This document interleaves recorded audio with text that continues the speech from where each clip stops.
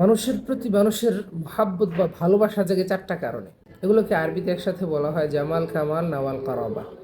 প্রথম যে কারণটা সেটা হচ্ছে জামাল, সৌন্দর্যের কারণে মানুষ মানুষকে ভালোবাসে। আপনি যদি সৌন্দর্যের কারণে কাউকে ভালোবাসতে চান তাহলে সবচেয়ে বেশি ভালোবাসতে হবে আপনাকে মুহাম্মদ সাল্লাল্লাহু আলাইহি ওয়াসাল্লামকে।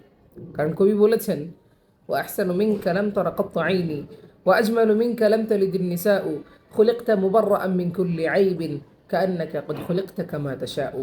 আপনি যদি যোগ্যতার কারণে কাউকে ভালোবাসতে চান তাহলে সবচেয়ে বেশি ভালোবাসতে হবে আপনাকে মুহাম্মদ সাল্লাল্লাহু আলাইহি ওয়াসাল্লামকে। কবি তো বলেছেন, বালাগাল উলা বিকামালিহি কাশাফাদ দুজা বিজামালিহি হাসুনাত জামিউ খিসালিহি সাল্লু আলাইহি ওয়া আলিহি। আপনি যদি অনুগ্রহের কারণে কাউকে ভালোবাসতে চান তাহলেও আপনাকে সবচেয়ে বেশি ভালোবাসতে হবে মুহাম্মদ সাল্লাল্লাহু আলাইহি ওয়াসাল্লামকে। কারণ তার চেয়ে বড় অনুগ্রহকারী আর কে হতে পারে? আমাদের প্রতি তার চেয়ে বড় অনুগ্রহ আর কে করেছেন?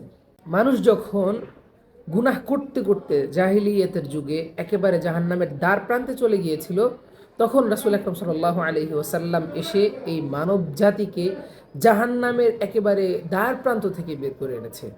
কোরআনে পাকের মধ্যে আল্লাহ তাআলা বলেন, ওয়া কুনতুম আলা শাফা হুফরাতিন মিনান নারি ফাআনকাযাকুম মিনহা। সুতরাং আল্লাহর রসুলের চেয়ে বড় অনুগ্রহকারী আর কেউ হতে পারে না।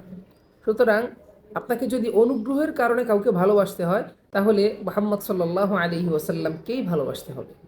আপনি যদি করাবতের কারণে, আত্মীয়তার কারণে কাউকে ভালোবাসতে চান তাহলেও আপনাকে মুহাম্মদ সাল্লাল্লাহু আলাইহি ওয়াসাল্লামকেই ভালোবাসতে হবে।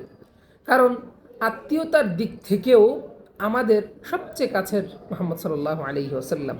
কিভাবে?